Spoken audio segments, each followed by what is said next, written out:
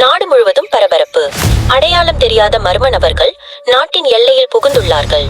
இது குறித்து உடனடி நடவடிக்கை எடுக்க இந்திய ராணுவ தலைமை அதிகாரிகளான சுபான் மற்றும் சல்மான் தலைமையில் அவசர ஆலோசனை கூட்டம் இன்று டெல்லியில் நடைபெறுகிறது.